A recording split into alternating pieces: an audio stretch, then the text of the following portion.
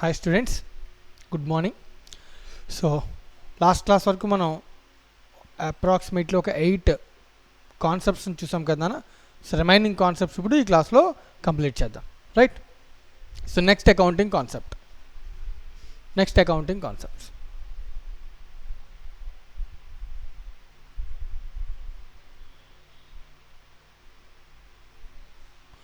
So remaining accounting concepts చూద్దాం నాన్న. So next one is dual aspect.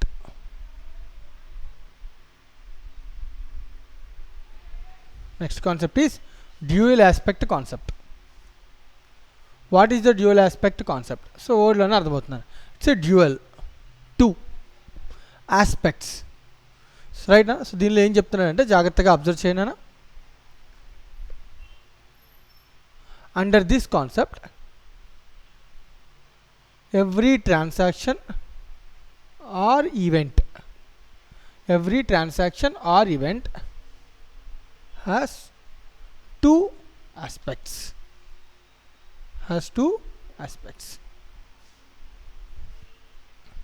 That is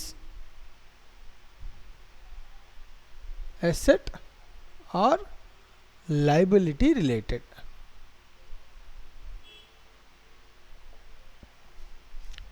So as per this concept, every transaction or event has two aspects. So అందుకే అన్నాం దాని పేరేంటి, dual, two aspects. So ఏంటి sir two aspects అంటే either asset or liability, లేదా both, either asset or liability or both. So రెండు ఉండొచ్చు. సరే ఏంటి సార్ ఇది అసెట్ ఆర్ లైబిలిటీ బోత్ ఏంటి అని మనం మాట్లాడుకుంటే, మనం దీన్ని ఇన్ డీటెయిల్గా తెలుసుకోవాలంటే మనకి అకౌంటింగ్ ప్రాసెస్ మొత్తం తెలిసి ఉండాలి. Like journal entries, ledger, trial balance, financial statements అన్నీ తెలియాలని. అయితే ఇప్పుడు మనం కాన్సెప్ట్ని అర్థం చేసుకోవడం కోసం కొంత బేసిక్ ఇన్ఫర్మేషన్ మాత్రమే తెలుసుకుందాం, రైట్? తర్వాత ఇన్ డీటెయిల్గా నెక్స్ట్ చాప్టర్స్లో మనం ఆ ప్రాసెస్, అకౌంటింగ్ ప్రాసెస్కి వెళ్ళినప్పుడు దీని యొక్క ఇన్ డీటెయిల్ అనాలిసిస్ అనేది నీకు అర్థమవుతుంది. సో ఈ కాన్సెప్ట్ ప్రకారం ఒక బేసిక్ రూల్ అనేది ఒకటి ఫాలో అవుతాను. That is the total assets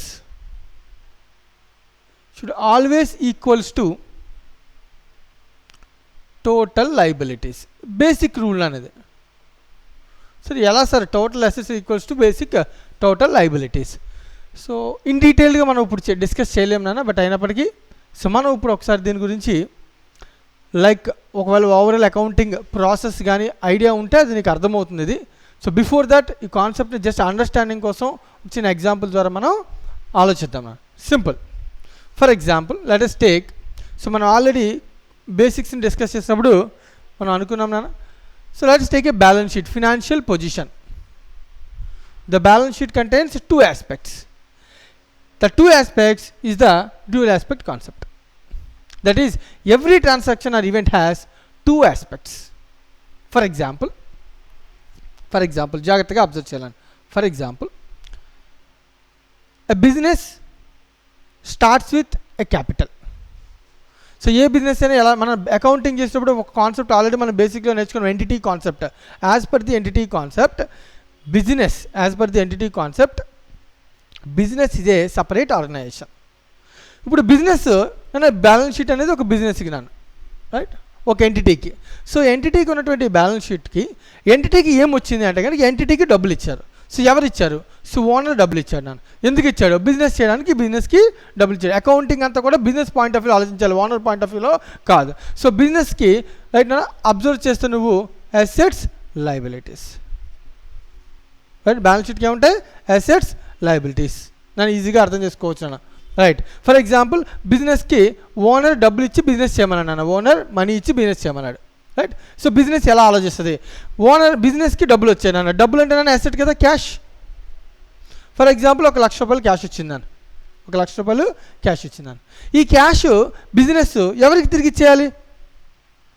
ఎవరు డబ్బులు పెట్టారు? ఓనర్. సో కాబట్టి ఎవరికి తిరిగి ఇచ్చేయాలి? ఓనర్. సో ఓనర్ని ఏమంటాం? క్యాపిటల్ అంటాం. సో ఆల్రెడీ ఈ కాన్సెప్ట్ మనం ఎక్కడ నేర్చుకున్నాం? Business entity concept. Owner is treated separately, owner is named as capital. ఇది మనం ఆల్రెడీ ఎంటిటీ కాన్సెప్ట్లో డిస్కస్ చేస్తాం. సో నువ్వు అబ్జర్వ్ చేస్తే ఒక అసెట్ క్రియేట్ అయింది, ఒక లైబిలిటీ క్రియేట్ అయింది, రైట్ అన్న. ఒక ట్రాన్సాక్షన్ ఏంటన్న transaction? Business started with a capital of 1 lakh is a transaction. Owner 1 lakh డబ్బులు తీసుకొచ్చి బిజినెస్ స్టార్ట్ చేయమన్నారు. సో బిజినెస్ పాయింట్ ఆఫ్ వ్యూలో డబ్బులు వచ్చాయి, ఆ డబ్బులు తిరిగి ఎవరికి ఇవ్వాలి? ఓనర్కి ఇవ్వాలి. సో ఒక అసెట్ ఉంది, ఒక లైబిలిటీ ఉందన్న. సరే, ఇంకొక ట్రాన్సాక్షన్ లెట్ us see. ఈ 1 lakh క్యాష్తో ఒక 80,000 పెట్టి 50,000 పెట్టి ఒక మిషన్ పర్చేజ్ చేశాను. 50,000 పెట్టి మిషన్ పర్చేజ్ చేశాను. సో బ్యాలెన్స్ షీట్లో ఏమొస్తుంది అన్న? మిషన్. బ్యాలెన్స్ షీట్లో మిషన్, రైట్ అన్న. 1 lakh క్యాష్ తగ్గిపోయింది అన్న. క్యాష్ ఏమైంది? 1 lakhలో 50,000 తగ్గిపోయింది. ఇంకెంత క్యాష్ నా దగ్గర ఉంది? 50,000. ఈ 50,000తో నేను ఏం చేశాను? మిషన్ పర్చేజ్ చేశాను. నువ్వు అబ్జర్వ్ చేస్తే ఈ సిచ్యువేషన్లో ఒక అసెట్ తగ్గింది, ఒక అసెట్ పెరిగింది. ఇందాక ట్రాన్సాక్షన్లో ఒక లైబిలిటీ, ఒక అసెట్ వచ్చింది, ఒక లైబిలిటీ వచ్చింది. ఇప్పుడు చెప్పిన ట్రాన్సాక్షన్లో ఒక అసెట్ తగ్గింది, ఒక అసెట్ పెరిగింది, రైట్. అలాగే ఫర్ ఎగ్జాంపుల్ నేను గూడ్స్ పర్చేజ్ చేశాను. నేను గూడ్స్ ఏం చేశాను? పర్చేజ్ చేశాను. క్రెడిట్ బేస్లో పర్చేజ్ చేశాను. గూడ్స్ స్టాక్ అనేది ఏంటన్నా? అసెట్. ఫర్ ఎగ్జాంపుల్ నేను ఒక 20,000 గూడ్స్ని క్రెడిట్ బేస్లో పర్చేజ్ చేశాను. సో నా దగ్గర గూడ్స్ వచ్చాయి. గూడ్స్ అనేది ఒక అసెట్ అన్న. ఈ డబ్బులు ఎవరికి పే చేయాలి? ఒక పర్సన్కి పే చేయాలన్న. Person is a liability. So liability for example X అనే పర్సన్కి నేను పే చేయాలన్న ఆ 20,000. So X is a liability. ఒక అసెట్, ఒక liability. Or both two assets or 2 liabilities. It can be anything. It can be any combination. So whatever it be the combination, every transaction has 2 aspects. One is asset or liability or both. The 2 aspects are either 2 assets or liability or both. Sir ఏంటి sir బేసిక్లో నువ్వు observe చేయి, నువ్వు ఏమైనా చేయి, ఒక asset ఒక liability create చేయి, ఏదైనా చేయి, కానీ అల్టిమేట్ టోటల్ అసెట్స్ చూడు నన్ను అబ్జర్వ్ చేస్తే నేను ఇన్ని ట్రాన్సాక్షన్స్, నేను 2-3 ట్రాన్సాక్షన్స్ మాట్లాడాను, బట్ అల్టిమేట్గా what is the total of the balance sheet? 1,20,000. So liability side 1,20,000, asset side కూడా అంతేనా? 1,20,000. Always the total asset should be equals to total liabilities. ఇది కాన్సెప్ట్ ఆఫ్ డ్యూయల్ ఆస్పెక్ట్ నా. సో ఏంటి sir ఈ కాన్సెప్ట్లో నువ్వు అబ్జర్వ్ చేస్తే రూల్స్ జాగ్రత్తగా అబ్జర్వ్ చేస్తే మనం ఇలా మాట్లాడొచ్చునండి. వీటన్నిటిని మనం ఎలా మాట్లాడచ్చు చూడండి జాగ్రత్తగా. ఇంక్రీజ్ ఇన్ అసెట్ అండ్ ఒక ట్రాన్సాక్షన్ ఏముండొచ్చు? ఒక అసెట్ పెరుగుతుంది, దాంతోపాటుగా ఏమవచ్చు? ఒక లైబిలిటీ కూడా పెరుగుతుంది. నన్ను క్యాష్ 1 lakh, అది ఎవరికి తిరిగి ఇవ్వాలి? Owner 1 lakh. సో ఒక అసెట్, ఒక liability, right. Increase in asset, increase in liability. లేదు సార్, ఒక అసెట్ తగ్గితే ఏం జరగచ్చు? ఆపోజిట్లో ఒక లైబిలిటీ సైడ్ తగ్గచ్చు. నన్ను ఎప్పుడు 2 సైడ్లు ఈక్వల్ అవ్వాలంటే 1 సైడ్ తగ్గితే ఇంకో సైడ్ కూడా ఏమవ్వాలన్నా? తగ్గాలి. అంటే ఒక అసెట్ తగ్గితే ఇంకో లైబిలిటీ సైడ్ ఏమవ్వాలన్నా? తగ్గాలి. లేదంటే ఇంకో దారి ఏంటన్నా? ఒక అసెట్ తగ్గితే ఇంకొక అసెట్ ఏమవ్వాలన్నా? పెరగాలి. నువ్వు అబ్జర్వ్ చేయ ఇక్కడ ఏం జరుగుతుందో, రైట్. సో ఫర్ ఎగ్జాంపుల్ ఒక అసెట్ ఇంక్రీజ్ అయితే ఇంకొక asset ఏమవుతుందన్నా?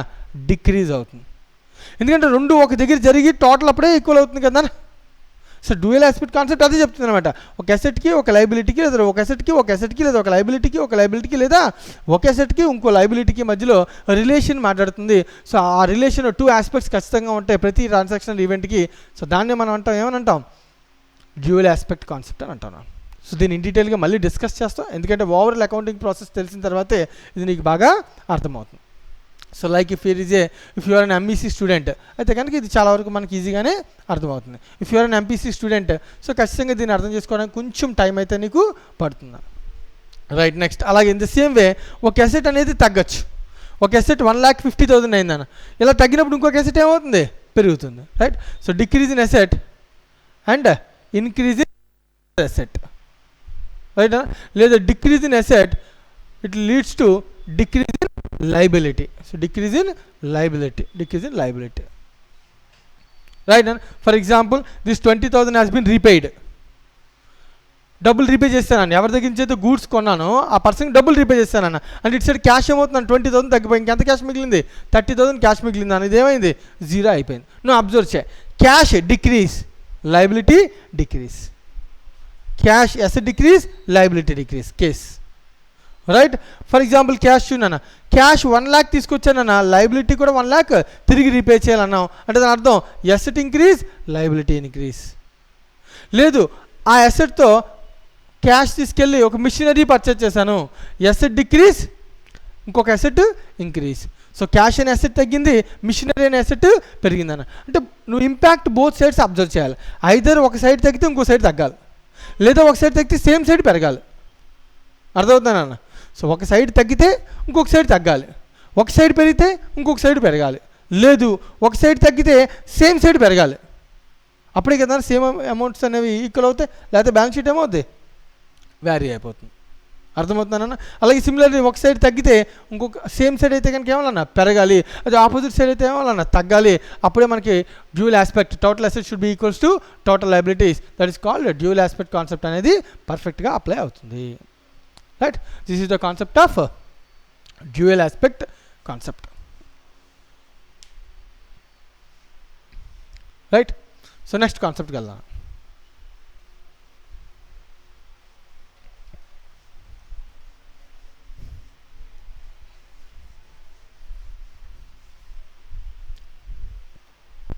Next concept. So dual aspect is over. Next one is conservatism.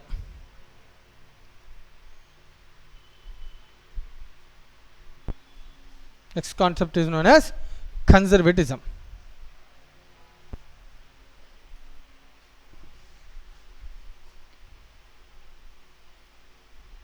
Right. So right, జాగ్రత్తగా అబ్జర్వ్ చేయాలని. కన్జర్వ్ అంటేనా కొంచెం చాలా మనం ఉంటుంది, ఈ పర్సన్ ఏంటంటే చాలా కన్జర్వ్గా ఉన్నాడు. Right, so conservatism in accounting refers to జాగ్రత్త పడ్డాను. రైట్, సో ఎలా సార్ జాగ్రత్త పడతాడు? రైట్, సో అకౌంటింగ్లో ఫ్యూచర్లో నాకు ఏదైనా ఒక లాస్ ఉందనుకున్నానా, నేను జాగ్రత్త పడి దాన్ని ముందే రికార్డ్ చేసుకోవడం అనమాట. So conservatism states that as per this concept,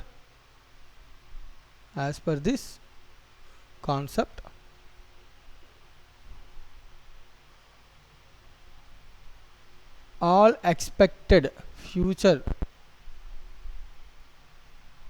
losses are recorded, not future gains.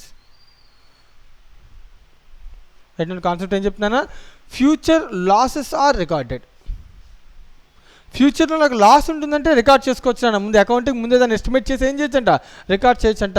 కానీ ఫ్యూచర్లో గెయిన్ వస్తే మాత్రం దాన్ని రికార్డ్ చేయదన్న. సో జాగ్రత్తగా అబ్జర్వ్ చేయి. ఫర్ ఎగ్జాంపుల్ ఏం చెప్తున్నాడో చూడన్నాను. ఫర్ ఎగ్జాంపుల్ మన ఇంట్లో ఒక పెళ్ళి ఉంది ఫ్యూచర్లో.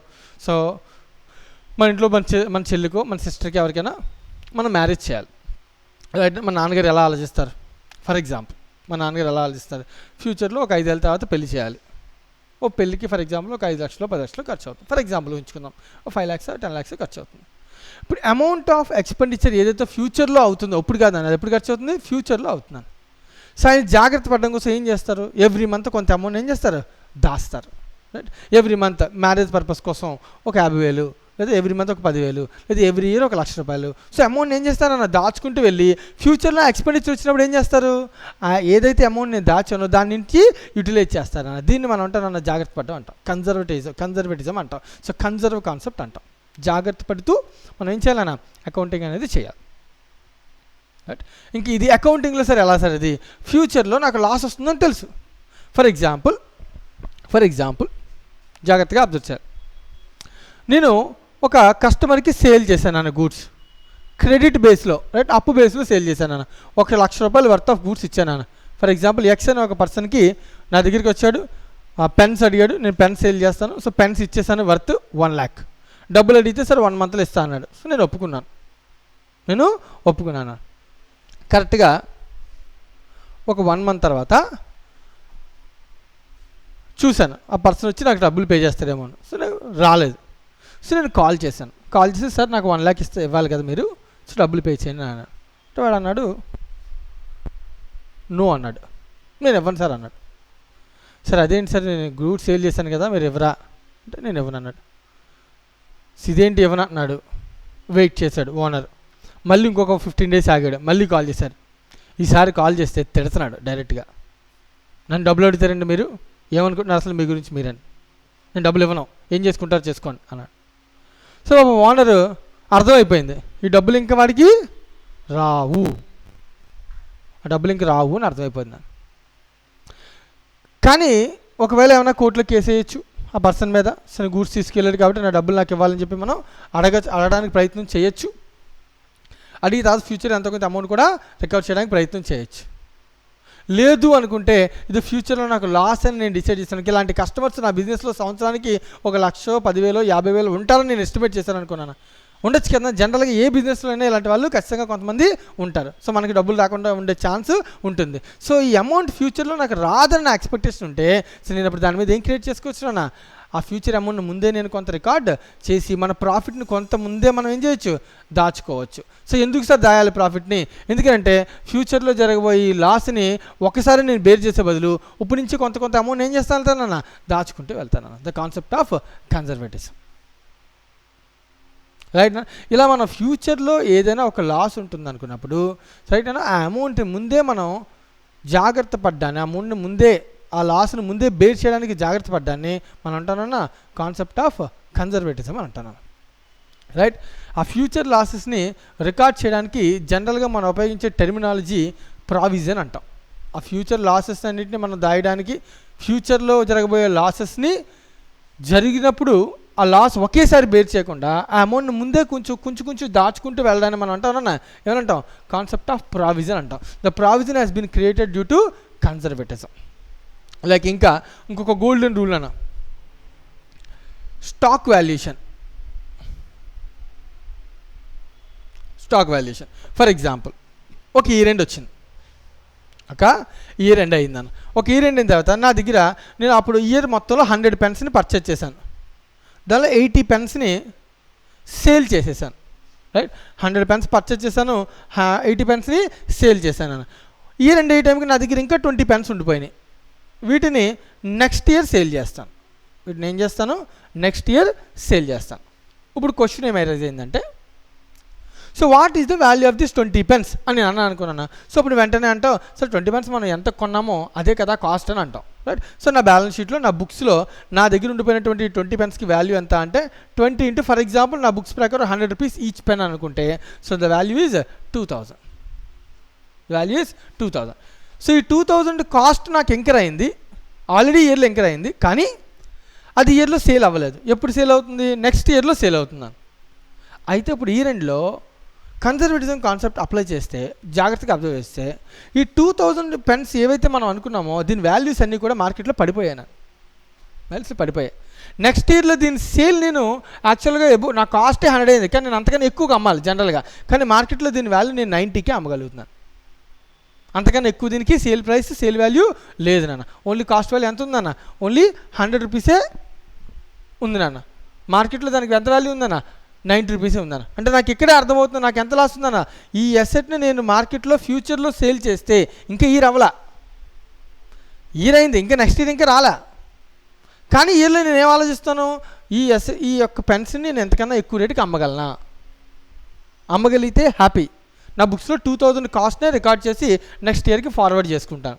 ఒకవేళ నేను ఫ్యూచర్లో 100 రూపీస్కి దీన్ని అమ్మలేను, 90కి అమ్మగలంటే నా వాల్యూ ఎంతనా, దీని యొక్క వర్త్ నిజంగా మాడితే 1800. అంటే నాకు ఇప్పుడే తెలుసు నా 2000 కాస్ట్ ఏమైందన్నా 200 రూపీస్ పడిపోయింది నాన్న. So the cost of the inventory has been reduced from cost to NRV, net realisable value.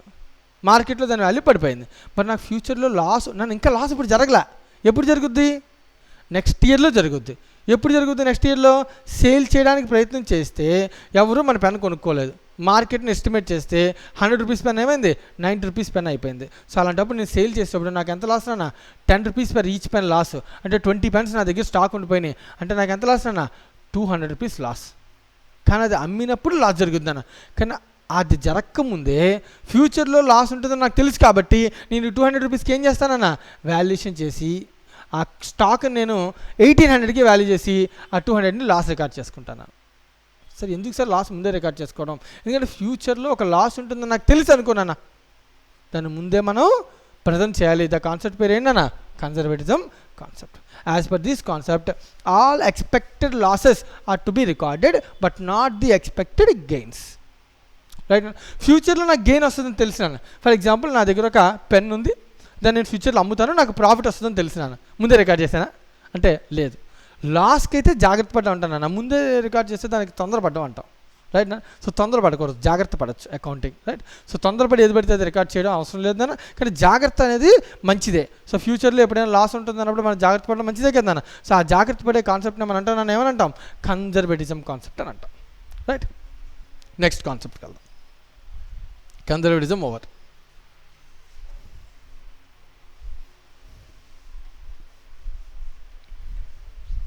Concept of conservatism is over. Next one is consistency.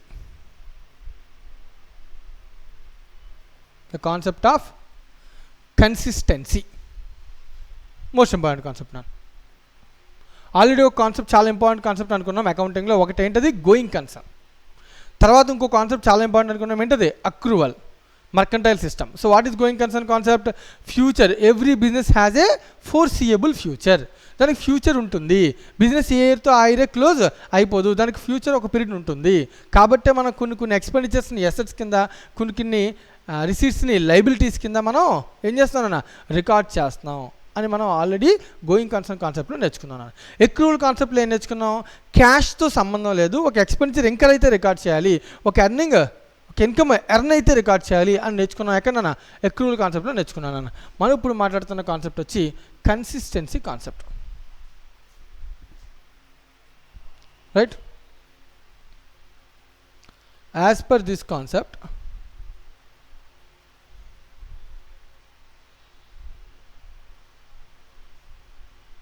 Every entity has to follow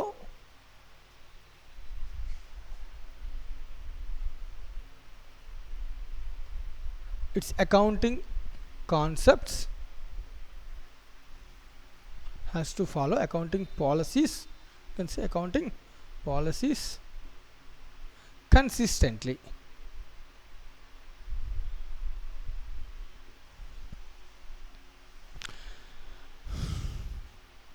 And consistency. As per this concept, every entity has to follow its accounting policies consistently.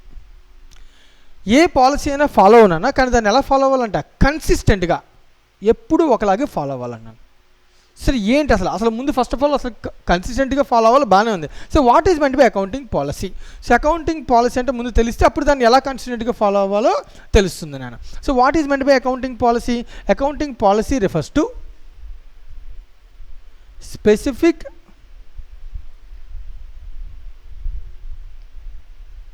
accounting principle and methods of applying those principles అంటాం. So 2 points అన్న. Accounting policy అంటే ఏంటి, accounting principle and its method of applying those principle. For example ఇందాక మనం అనుకున్నాం, నా దగ్గర ఒక అసెట్ ఉందన్న, ఆ అసెట్ మీద నేను డిప్రిసియేషన్ క్యాలిక్యులేట్ చేయాలి. ఎవ్రీ అసెట్, ఫర్ ఎగ్జాంపుల్ నేను ఒక మిషనరీ పర్చేజ్ చేశాను అనుకున్నాను, దాన్ని బెనిఫిట్ మోర్ దాన్ 1 ఇయర్ కాబట్టి అసెట్ అంటాను. కానీ ఎంత అసెట్ అయినా ఎవ్రీ అసెట్ని కూడా మనం యూజ్ చేసే కొద్దీ దాని వాల్యూ ఏమవుతుంది, తగ్గుతుంది. దాని ఇది ఒక సపరేట్ కాన్సెప్ట్, అది ఒక సపరేట్ చాప్టర్, దాని గురించి ఇన్ డీటెయిల్గా తర్వాత డిస్కస్ చేస్తాం. బట్ బేసిక్ అండర్స్టాండింగ్, ఈ కాన్సెప్ట్ అర్థం అవడం కోసం. ఫర్ ఎగ్జాంపుల్ నా దగ్గర ఒక అసెట్ ఉంది, దాని లైఫ్ మోర్ దాన్ 5 years. అప్పుడు నేను దాన్ని ఏం చేస్తాను, ఆ మిషనరీని కానీ దేనైనా నా బ్యాలెన్స్ షీట్లో అసెట్ కింద చూపిస్తాను కరెక్ట్. బట్ కానీ ఎవ్రీ ఇయర్ దాన్ని వాడుతూ ఉన్నప్పుడు నేను ₹1,00,000 పెట్టి ఒక మిషనరీని కొన్నాను, ఒక 1 year పాటు వాడాను నాన్న, 1 year తర్వాత కూడా దాని వాల్యూ 1 lakh అని అడిగితే జనరల్ కామన్ సెన్స్ అప్లై చేస్తే ఏ అసెట్ నేను యూజ్ చేసే కొద్దీ దాని వాల్యూ ఏమవుతుంది, తగ్గుతుంది. సో ఆ తగ్గడాన్ని మనం అంటామన్నా డెప్రిసియేషన్ అని అంటాం.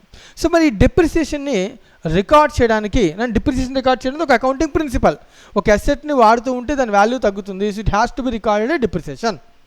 And every business entity has to record a depreciation on those assets. ఇది మనకు తెలుసు, డిప్రిషియబుల్ అసెట్స్ ప్రతిదానికి మనం ఏం చేయాలి, డిప్రిసియేషన్ని క్యాలిక్యులేట్ చేయాలి. అయితే డిప్రిసియేషన్ క్యాలిక్యులేట్ చేయడానికి చాలా మెథడ్స్ ఉంటాయి నాన్న. లైక్ స్ట్రైట్ లైన్ మెథడ్ అంటాం, straight line method, return down value method, right, annuity method, right. ఇలా చాలా డిఫరెంట్ మెథడ్స్ ఉంటాయి. ఏ మెథడ్ అయినా వాడచ్చు, రైట్ నా. సో ఇప్పుడు క్వశ్చన్ ఏంటంటే, ఫర్ ఎగ్జాంపుల్ ఒక ఆర్గనైజేషన్ ఒక method SLM straight line method for calculating the depreciation method use చేసిందాను. సో అకౌంటింగ్ చేయడాన్ని డిప్రిసియేషన్ అకౌంట్ ఫర్ చేయడాన్ని ప్రిన్సిపల్ అంటాం, దానికి ఉపయోగించే మెథడ్ని స్ట్రైట్ లైన్ మెథడ్ అని అన్నాం. ఇప్పుడు ఈ డిప్రిసియేషన్ స్ట్రైట్ లైన్ మెథడ్ని ఎవ్రీ ఇయర్ ఏం చేయాలి? సేమ్ మెథడ్ ఫాలో అవ్వాలి. కన్సిస్టెన్సీ, నేను ఎవ్రీ ఇయర్ మెథడ్ ఏం చేయాలి? సేమ్ ఫాలో అవ్వాలి, చేంజ్ చేయకూడదు అని చెప్తున్నాను. సో ఎందుకు సార్ సేమ్ ఫాలో అవ్వాలి? సింపుల్, ఈ మెథడ్ ద్వారా డిప్రిసియేషన్ ఒక వాల్యూ వస్తుంది, ఈ మెథడ్ ద్వారా డిప్రిసియేషన్ ఒక వాల్యూ వస్తుంది. నా డిప్రిసియేషన్ వాల్యూ మారితే, నా ఎక్స్పెండిచర్ మారితే ఆటోమేటిక్గా నా ప్రాఫిట్ కూడా ఏమవుతుందన్నా? మారిపోతుంది. సో ఎవ్రీ ఇయర్ నేను ప్రాఫిట్ని క్యాలిక్యులేట్ చేసే విధానం మారిందనుకున్నానా, first year profit second year profit compare చేయగలనా? నా ప్రాఫిట్ సిమిలర్ నాలాంటి బిజినెస్ ఇంకోటి ఉందన్న, వాడు SLM వాడడం అనేసి WDV వాడుతున్నాను, నేను SLM వాడుతున్నాను, రెండింటిని కంపేర్ చేయగలనా? సో ఇప్పుడు క్వశ్చన్ రాక అరేజ్ అవుతుందన్న. సో కాబట్టి for comparing the financial statements, for comparing the hour results our self from last year to previous year to current year. So మన ఇయర్లీ మన కంపారిజన్ చేసుకోవాలన్నా, మన ప్రాఫిట్స్ కంపేర్ చేసుకోవాలన్నా, మన ఎక్స్పెండిచర్ ఇన్కమ్స్ని కంపేర్ చేసుకోవాలన్నా, మన అసెట్స్ అండ్ లయబిలిటీస్ని కంపేర్ చేసుకోవాలన్నా, so comparison కోసం it should be, you have to follow the policy consistently. You have not to be changed. The policy has not to be changed. You have to follow the policy consistently, right?